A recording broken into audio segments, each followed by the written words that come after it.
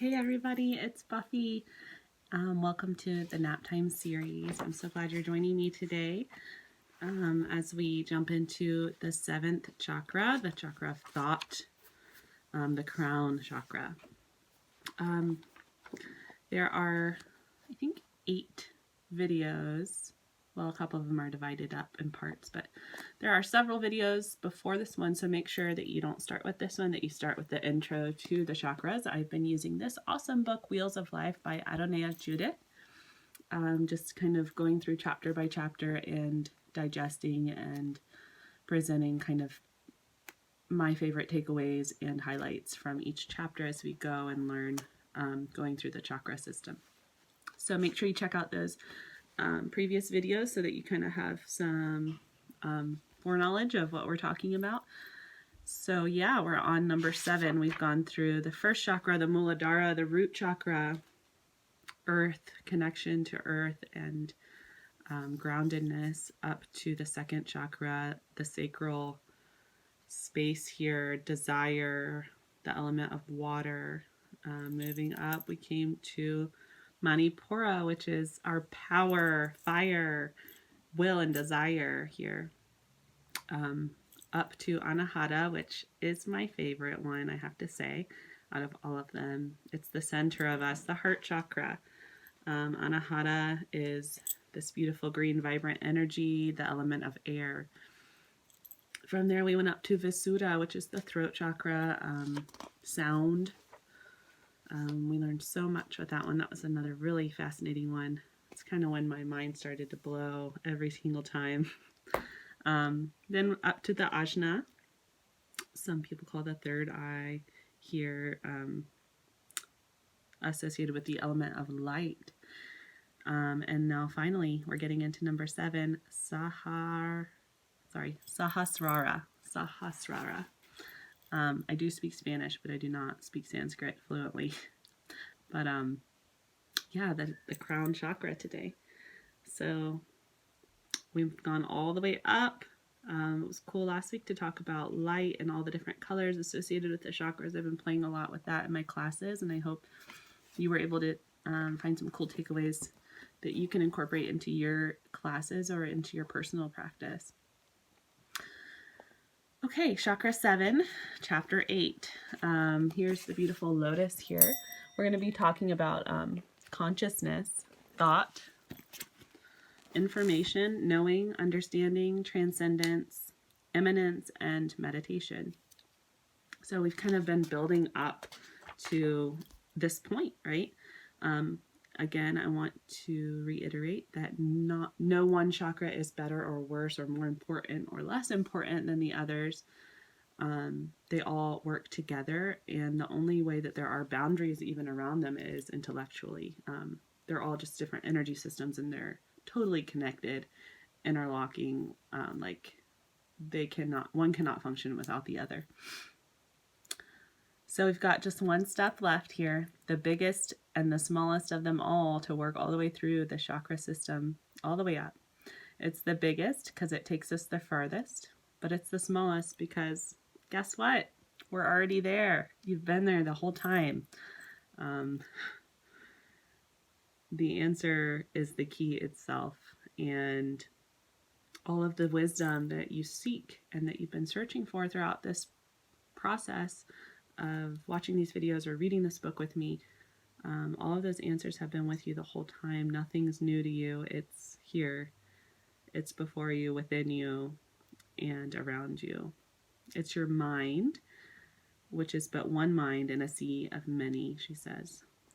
Connected, contained, intelligent, and divine. I thought that was beautiful. It's a part of this little intro opening meditation here that she has at the beginning of each chapter.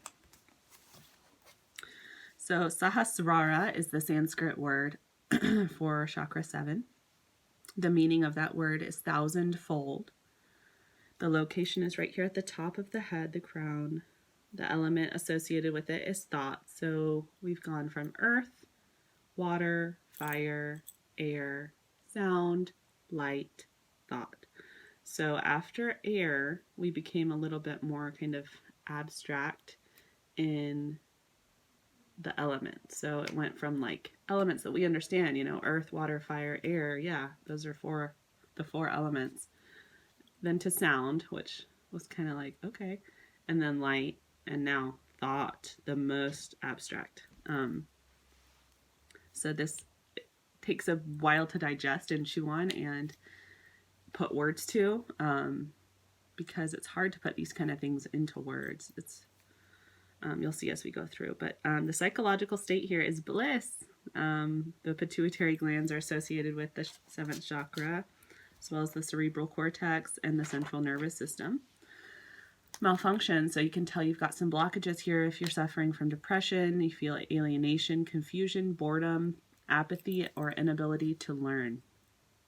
The color here is violet to white. The seed sound, there isn't one. And the vowel sound is ng, which is not really a vowel at all, but that's the sound. The corresponding verb, to know. All right, the thousand-petaled lotus. The universe is just the way we think it is. And that's why, that's a quote by John Woods she uses to kind of dive into this chapter. Here we start to find the infinitely profound seat of cosmic consciousness known as the seventh crown chakra. How exciting. Ultimate liberation. It's the place where underlying order and meaning of all things lies and is perceived. So in Sanskrit, the crown chakra, as I mentioned, is Sahasrara, and that means thousandfold. And here they're referring to the infinite unfolding of petals of the lotus. So it just kind of gives you a taste of the magnitude and complexity and beauty of this chakra. It's just ever unfolding. Once I was meditating and actually had this beautiful vision of this ever expanding lotus with just like petals, petals, petals, petals, and it really did invoke a sense of bliss, and it was very cool. So I really can dig this description. So the petals bloom in fractal-like patterns upon patterns upon patterns, and they're infinitely embedded in each other, drooping down like a sunflower. If you've ever seen sunflowers, they droop down. And they're dropping the nectar of understanding. The lotus is dropping that nectar of understanding into the seventh chakra. Boop, right there on top. To witness this miracle is profound. And I feel like I'm not saying I'm like enlightened by any means. I am definitely on a journey. And you know, I don't even know what all that means, but I do know what I have felt and experienced. And I do know that I have had moments of bliss and what felt to me like heaven and enlightenment through yoga and meditation, which is kind of like that lick of the ice cream that keeps you coming back, right? You know, I've had several awesome experiences, and I really agree that to witness this miracle, it's profound and it's really cool. It's kind of part of what drives a lot of, you know, I love to understand and know more, but really that blissful feeling does keep you coming back. When we reach this level, the seed of our soul has sprouted from its roots in the earth and grown upward through the elements of, as I mentioned, water, then fire, air, sound, light, and now the source of it all, consciousness itself. Experienced through the element of thought. We are thinking creatures. Each level brings us new degrees of freedom and awareness. And now the crown chakra blossoms forth with infinite awareness to its thousand petals like antenna reaching up to higher dimensions. So it's this chakra that yoga philosophy has deemed to be the seat of enlightenment, obviously. The 1,000-petaled lotus may keep its roots deep in the earth, has to keep its roots down to maintain its blossom. So as I mentioned, no one chakra is any better or worse or more important than the other. They're all working together. The element here is thought, a fundamentally distinct and unmeasurable entity that is the first and barest manifestation of the greater field of consciousness around us. Whoa. Okay. Thought is a manifestation of consciousness in this field around us. We kind of started to talk about like vibration waves of sound, and then more about that in light, and now we're getting into thought. So all of it's kind of traveling through the same interweb of life. I love to talk about this kind of stuff because it's just like, what is it? The seventh chakra relates to what we experience as the mind, especially the awareness that makes use of the mind. The mind is a stage for the play of consciousness and can bring us comedy or tragedy, excitement or boredom. We are the privileged audience that gets to watch the play, although sometimes we identify so completely with the characters on stage, our thoughts, that we forget it's only a play. I was just talking with some friends about this weekend, just how everything's just like a game or a play in life, and you know, you can get so deep into your character that you forget, and then when you step out, you can kind of relax a little bit and say, oh, that's a funny part, or oh, that's a really dramatic, stressful part, or oh, look at that character, look what they're trying to do to me. You know, it's just kind of neat to look at. So when we watch this play, our mind assimilates experience into meaning and constructs our belief systems. Beliefs are so powerful. I'm watching a documentary on Netflix called Heal. It's really good. If you haven't seen it, I'm only halfway through, but I do recommend it so far. They talk a lot about the power of belief in the healing process.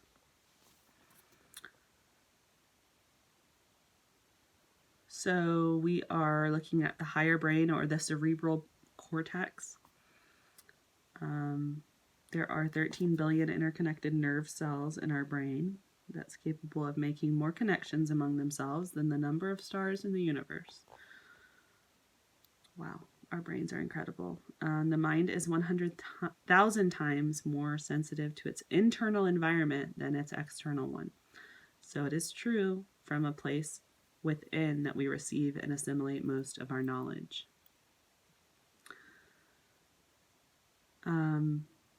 From within, we are able to access a dimension that doesn't have a locality in time and space, where we have a wave of infinite speed and no wavelength at all, allowing it to be everywhere at once. In other words, we are carrying the whole world inside of our heads. This place within us is a seat of consciousness, and it's the origin of our manifesting current. So we talked about will with this third chakra in the solar plexus, and you know, even before you can have that will, you have to have the thought or the idea. So it's where our origin of manifestation occurs. It starts with conception, right? It begins in the mind and then descends through the chakras to manifestation. So it's kind of cool. It goes from like thought, and then it starts to manifest. You have a thought, you see it, you speak it, you keep wanting it with love, you want it with will, you want it with desire, and then it comes to fruition. All right. I'm going to skip a little bit here. She talks a lot, starting to talk about consciousness. What is higher consciousness? Higher consciousness is the awareness of a higher or deeper order, one that is more inclusive. It's sometimes called cosmic consciousness, and it refers to awareness of a cosmic or a celestial order. Just saying, you know, acknowledging something is out there. Where the lower chakras are full of millions of bits of information about the physical world and its cycles, causes, and effects, cosmic consciousness up here reaches far into the galaxies and beyond, opening to the awareness of unifying truths. It is the perception of meta patterns, overarching organizational principles of our cosmic ordering system. From this place, we can descend again to lesser orders with an innate understanding of their structure and function as subsets of these meta patterns. So basically she's saying the more time we spend up here, the more everything else is going to make sense. At Sahasrara, we are the furthest removed from the material world. And this is really something that you can't totally convey with words. It's more experiential. So she dives right into consciousness now. A manifestation. So each of these chakras are a manifestation of consciousness at different levels, right? With Earth being the most dense and the seventh chakra as the opposite, the purest, unmanifest of consciousness. So what is consciousness? What is purpose? And how do we tap in? What is its purpose and how do we tap into it? We have to look at the very faculty that's even asking these questions in the first place. That is consciousness itself. The fact that we're able to inquire about consciousness is showing that it's the object of its own desire. Like, who's minding the store right now?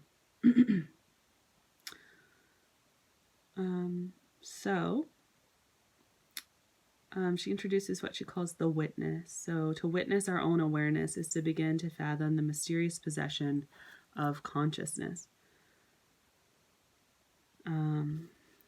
So if you've never stepped outside of yourself and kind of seen yourself as, like, allow yourself to be the witness of you, it's really an awesome territory to be in. And it really helps things to make a lot more sense. Gives you more of a coherent sense of meaning.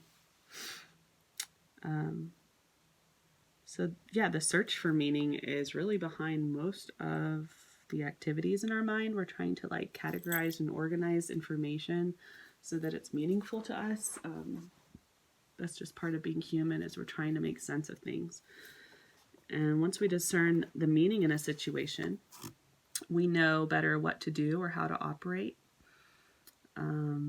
And we can, again, flow with the situation. So like if you've ever been in a situation where you're like, I don't understand what's happening, and then something kind of clicks, you're better able to flow with it and kind of go with the flow.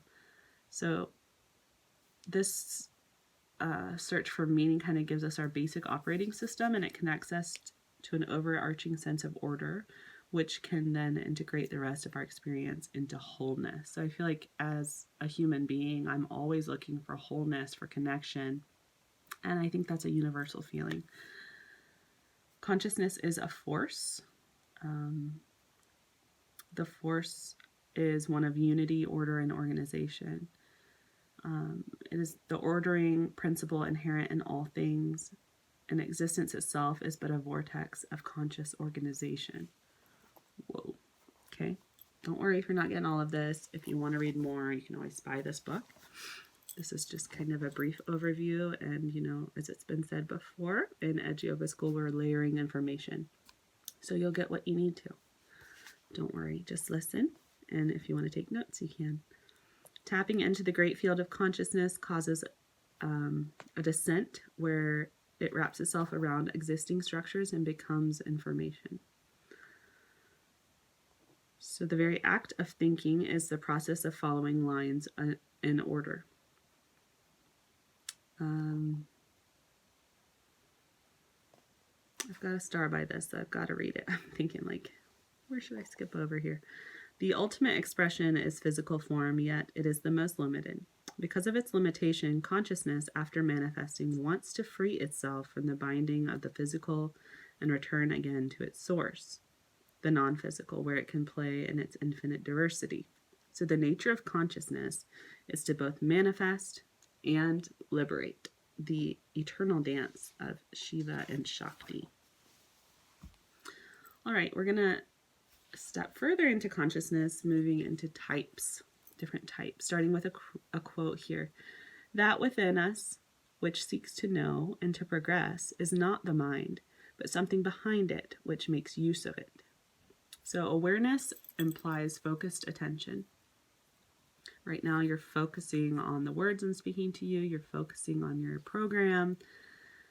So you are aware right now. You're focusing in your awareness. To open awareness, we must notice where our attention goes.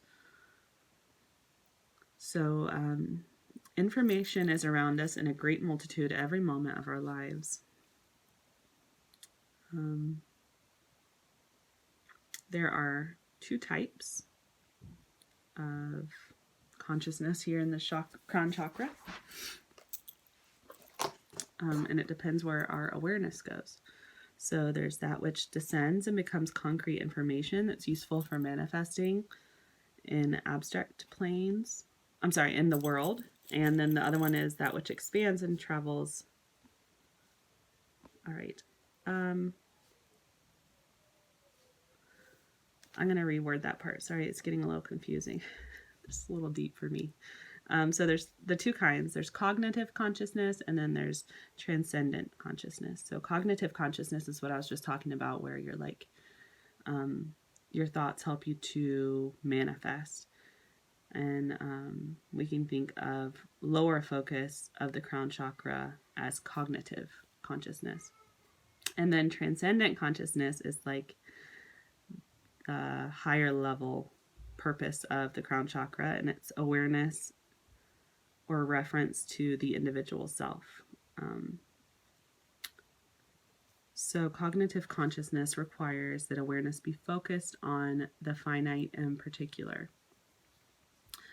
whereas transcendent consciousness requires opening your awareness.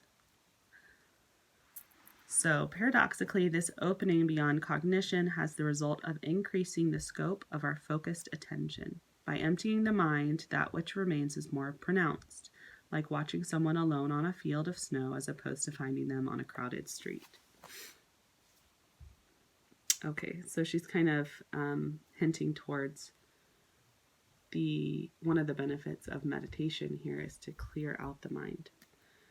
Moving into information. Space-time coordinates are not primary coordinates of physical reality, but are organizing principles invoked by consciousness to put its information in order. Okay, I'm going to pause here and I'll start part 2 of the 7th chakra in just a moment.